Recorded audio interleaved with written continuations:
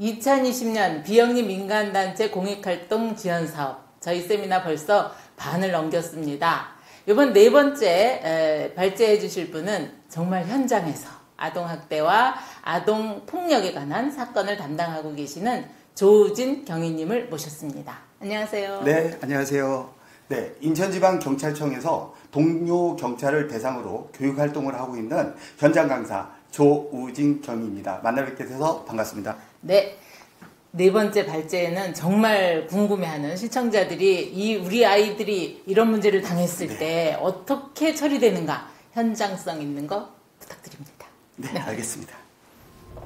최근 9세 여아가 부모의 끔찍한 학대를 못 견디고 베란다로 탈출한 사건이나 초등학생이 여행용 가방에 7시간 동안 갇혔다가 사망한 사건 등 끔찍한 아동학대 사건을 접하면서 사건 현장을 담당하는 경찰관으로서 너무도 안타까운 마음을 금할 수 없었습니다.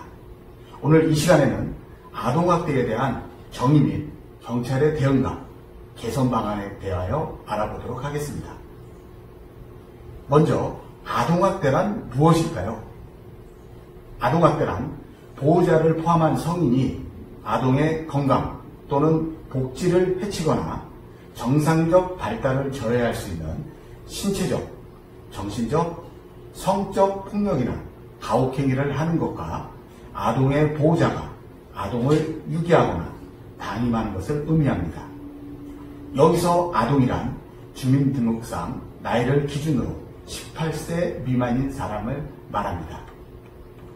자, 그러면 이러한 아동학대의 유형에는 어떤 것들이 있을까요? 지금부터 알아보도록 하겠습니다. 아동학대의 유형에는 신체적 학대, 정서적 학대, 성적 학대, 유기, 방임으로 나눌 수 있으며 첫 번째 신체적 학대에는 아동복지법 제17조 제3호 아동의 신체에 손상을 주거나 신체의 건강 및 발달을 해치는 행위를 말합니다. 특히 아동학대는 물적 증거의 확보가 쉽지 않아 CCTV에 녹화된 유형력 행사는 신체적 학대 혐의를 적극 적용함이 필요합니다. 두 번째, 정서적 학대는 아동복지법 제17조 제5호 아동의 정신건강 및 발달에 해를 끼치는 행위를 말합니다. 헌법재판소에서는 정서적 학대를 사물을 느끼고 생각하여 판단하는 마음의 자세나 태도가 정상적으로 유지되고 성장하는 것을 방해하는 행위로서 마음에 상처를 주는 폭언 등을 하는 행위 또는 심한 수치, 모욕, 고통을 주는 행위라고 판결하였으며 또한 대법원에서는 반드시 아동에 대한 정서적 학대의 목적이나 의도가 있어야만 인정되는 것은 아니고 자기의 행위로 인하여 아동의 정신건강 및 발달을 저해하는 결과가 발생할 위험 또는 가능성이 있음을 미필적으로 인식하였으면 충분하다고 판결하였습니다. 세 번째, 성적 학대는 아동복지법 제17조 제2호 아동에게 음란한 행위를 시키거나 이를 매개하는 행위 또는 아동에게 성적 수치심을 주는 성희롱 등의 성적 학대 행위를 말하며 네 번째, 유기는 적극적으로 아동을 버리는 행위뿐만 아니라 아동을 보호하지 않고 그 자리에 두고 떠나는 소극적인 행위 등을 말합니다. 서울고법에서는 자신의 보호감독을 받는 아동을 보호 없는 상태에 빠지게 함으로써 생명 또는 신체의 위험을 발생시키는 행위라고 판결하였습니다. 다섯 번째, 방임은 아동복지법 제17조 제6호 의식주를 포함한 기본적 보호, 양육치료 및 교육을 소홀히 하는 행위를 말합니다. 친구가 경제적 사정이 어렵다는 이유로 제주도로 데려간 후 초등학교에 보내지 않고 PC방 등에 방치하는 등 보호자가 정당한 사유 없이 아동을 학교에 보내지 않거나 민정 결석을 방치하는 행위를 의미합니다. 이외에 훈육은 아동이 바람직한 행동을 할 수 있도록 교육하는 것이며 아동의 잘못된 언행을 교정하려는 것이 아니며 훈육은 어떠한 도구의 사용도 지양해야 하며 때리는 것은 무조건 안 된다는 것을 아셔야 합니다. 위에서 아동학대 유형에 대해 알아보았는데요. 그러면 이러한 아동학대 시 어떠한 처벌을 받을까요? 아동에 대한 상해, 폭행, 유기 등 행위로 인해 사망에 이르게 한 때는 무기 또는 5년 이상의 징역에 처하며 아동의 생명에 대한 위험을 발생하게 하거나 불구 또는 난치 질병에 이르게 한 때에는 3년 이상의 징역에 처합니다. 그러면 우리 주변에서 벌어지고 있는 아동학대를 어떻게 알아볼 수 있을까요?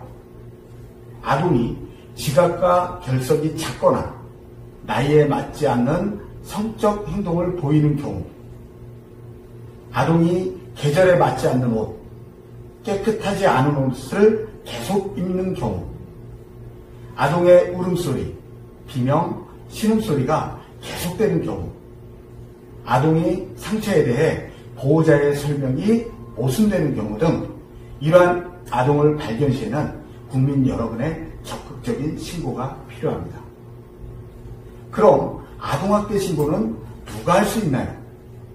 아동학대 범죄 신고는 누구든지 아동학대 범죄를 알게 된 경우나 그 의심이 있는 경우에는 아동학대 처벌법 제10조 제1항에 의거 아동보호전문기관 또는 수사기관에 신고할 수 있습니다.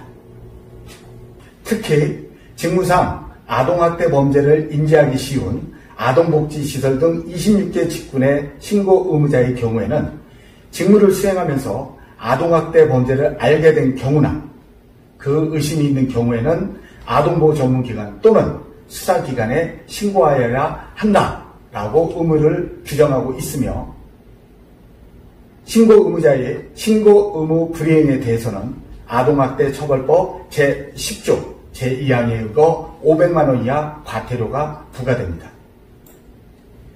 일반 국민들께서는 신고를 하고 싶어도 괜히 주변 일에 참견해서 불이익을 당하는 것은 아닌가라는 생각에 신고를 하지 못하는 경우가 있는데요. 아동학대 처벌법과 특정범죄 신고자 등 보호법 등 법률의 규정에 따라 누구든지 아동학대 범죄 신고자 등에게 아동학대 범죄 신고 등을 이유로 불이익 조치를 하여서는 아니 된다라고 법률로서 보호하고 있으니 아무 걱정하지 마시고 적극적으로 신고해 주시기 바랍니다.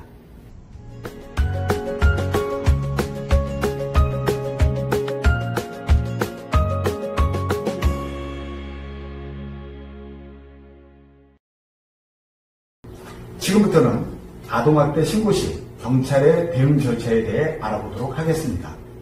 신고 접수 후 현장 출동, 현장에 대한 출입조사, 응급조치, 긴급 임시조치 등 현장 조치와 임시조치 등 필요한 조치를 하고 행위자에 대한 처벌이 필요한 경우 사건 수사를 통해 아동보호사건 또는 형사사건 송치를 하고 있습니다. 이제 위 처리 절차의 세부 대응을 확인해 보겠습니다. 가장 먼저 아동학대 신고 접수 시 신고자에 대해 피해 아동과의 관계, 신고 의무자 여부, 기타 등 신고자 신분을 파악하고 피해 아동의 안전을 최우선으로 고려하여 안전 여부를 확인하며 피신이 가능하면 피신을 유도하여 신속하고 정확하게 접수를 받으며 아동 및 학대 의심자 인적사항을 비롯한 흉기 소지 여부, 상승 여부, 집단 내 다른 아동 존재 여부 등 최대한 상세 내용을 파악합니다. 또한 현장 경찰관이 신고 취소 등의 이유로 현장 확인 없이 종결하는 사례가 없도록 현장 도착 여부, 피해 상황 등을 보고토록 지시하는 것도 중요한 조치사항입니다. 다음은 현장 조치에 대해 알아보겠습니다. 현장 조치는 출동 전 조치, 현장 출동, 현장 출입 및 조사로 구분할 수 있습니다. 먼저 출동 전 조치사항으로는 학대 우려 가정 여부를 확인하기 위해 신고 이력을 조회하고 필요시 아동보호 전문기관에 통보하여 동행 출동을 실시하며 이 경우 수사기관의 장이나 아동보호기관의 장은 서로 동행하여 줄 것을 요청할 수 있고, 또 요청을 받은 수사기관의 장이나 아동보호전문기관의 장은 정당한 사유가 없으면 사법경찰관이나 그 소속 직원이 아동학대 범죄 현장에 동행하도록 조치하여야 합니다. 또한 형사처벌 또는 과태료 부과 대상 보호명령 가정인지, 긴급 임시조치 또는 임시조치 가정인지 확인하며 피해 사실, 현재 상황, 가 피해자 현 위치 등 파악하여 경찰 장부를 휴대 후 출동합니다. 이후 현장 출동 조치 사항으로는 상습, 흉기 사용, 어린이집 등 시설 내 아동학대는 현장으로 출동하며, 시설 내 아동학대는 신고자가 신속한 CCTV 증거 확보를 요청하며 피해 아동이 다수인 경우가 많아 수사 중 피해 아동과 부모 면담을 병행하는 것이 필요합니다. 다음 현장 출입 및 조사 요령은 아동학대 현장에 출입하여 피해 아동의 상태와 안전 여부를 조사합니다. 현장 출입 가능 시에는 반드시 피해자 대면, 피해 상태를 확인하며 출입문을 개방하고 출입 조사를 거부 시에는 경찰관에게 현장 출입 및 조사권이 있음을 고지 후 진입합니다. 출입문을 개방하지 않고 출입 조사를 거부 시에는 폭력 진행 중 또는 직후로 판단되면 경고, 정당한 유형력을 행사하여 신속히 현장을 진입합니다. 정당한 이유 없이 경찰관의 현장 출입 조사 방해 시에는 위반 행위 동기, 목적, 방법, 결과 및 위반 행위 후 가해자의 태도 등 종합적으로 판단하여 가정폭력방지법 제22조에 따라 과태료가 부과됨을 통보합니다. 이때 출동경찰관은 현장조사 방해 행위자 통보서를 작성하여 학대예방경찰관에게 통보하고, 전담경찰관은 시군구에 통보하여 시군구에서 과태료 부과를 진행합니다. 이번에는 긴급 임시조치에 대해 알아보겠습니다. 현장 조사 시 아동학대 범죄가 재발될 우려가 있고 긴급을 이유하여 법원의 임시조치 결정을 받을 수 없을 때에는 법원의 임시조치에 가름하여 사법경찰관이 행하는 조치를 말합니다. 긴급 임시조치의 유형으로는 피해 아동 또는 가정 구성원의 주거로부터 퇴거 등 격리, 피해 아동 또는 가정 구성원의 주거, 학교 또는 보호시설 등에서 100m 이내에 접근 금지, 그리고 피해 아동 또는 가정 구성원에 대한 전기통신기본법 제2조, 제1호의 전기통신을 이용한 접근 금지가 있습니다. 다음으로 임시조치 유형에 대해 알아보겠습니다. 임시조치에는 필요적 임시조치와 임의적 임시조치로 나누어 볼 수 있습니다. 먼저 필요적 임시조치는 응급조치 또는 긴급 임시조치가 이루어진 경우 이에 대한 후속조처로서 필요적으로 임시조치의 청구를 신청한 경우이며, 임의적 임시조치는 응급조치 또는 긴급 임시조치와 무관하게 검사의 직권 또는 사법경찰관이나 보호관찰관의 신청에 의해 검사가 임시조치를 청구하는 경우를 의미합니다. 마지막으로 현장 종교루 절차에 대해 알아보겠습니다. 현장 출동 경찰관은 아동학대가 의심되는 경우 아동복지법 제27조의 2 아동학대 등의 통보에 따라 아동권리보장원 또는 아동보호전문기관에 그 사실을 통보하고 있습니다. 또한 사건 처리 시 아동학대 행위자 조사는 일반 형사사건의 피의자에 대한 조사 방식과 동일하나 CCTV 영상을 통한 학대 여부에 대한 판단은 아동보호전문기관의 의견도 참고하고 있습니다. 이때 아동학대 여부 판단이 곤란하거나 학대 여부 판정에 이견이 있는 경우에는 학대 예방 경찰관을 경유하여 지역 아동보호전문기관에 아동학대 사례 전문위원회를 개최하도록 요청하고 수사 결과에 참고하고 있습니다. 이후 경찰의 사건 송치에 대해 알아보겠습니다. 경찰은 조사한 내용을 가지고 기소나 불기소 처분할 수 있으나 공소권은 없습니다. 하지만 송치 후에도 피의자의 개선 가능성을 고려하여 아동보호 사건에 대해 의견을 제시할 수 있습니다. 아동학대 조치에 대한 개선 방향으로는 아동학대 대응 체계를 아동보호 전문기관 등 기존 민간 중심에서 지자체로의 공공 중심으로 개편하여 아동학대 예방을 위한 국가의 역할을 확대하고 아동보호를 강화할 필요성과 아동보호에 공백이 발생하지 않도록 현행제도의 미흡한 점을 보완, 개선하여 올해 10월 1일부터 개정 내용이 시행됩니다. 주요 개정 내용으로는 피해 대상은 피해 아동에서 피해 아동 등으로 확대되어 피해 아동과 함께 있는 아동도 보호 조치가 가능하게 되었습니다.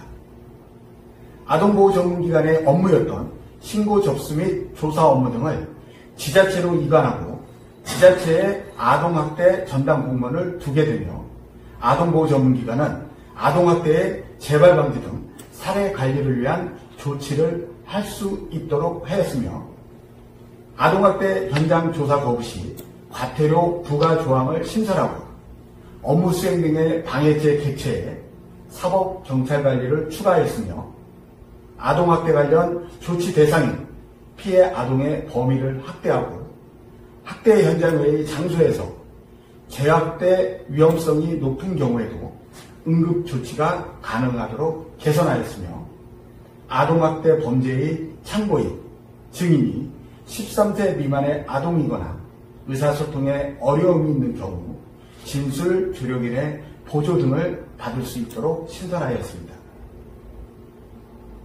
아동학대 근절을 위해서 중요한 것은 국민 여러분의 지속적인 관심과 신고입니다. 아동학대는 학교폭력, 강력범죄 등으로 이어져 결국 모든 범죄의 근원이 되고 있습니다. 아동학대는 더 이상 가정의 문제가 아니라 모든 범죄의 근원으로 하루빨리 근절해야 합니다. 이를 위해 우리 대한민국 경찰이 아동학대를 뿌리 뽑겠다는 마음가짐을 가지고 아동학대 예방에 최선을 다할 것을 다짐하겠습니다. 여러분, 우리 아이들 혼내지 말고 마음을 알아주세요. 감사합니다. 네, 혼내지 말고 마음을 알아주세요. 벌써 4번째 섹션을 마쳤습니다.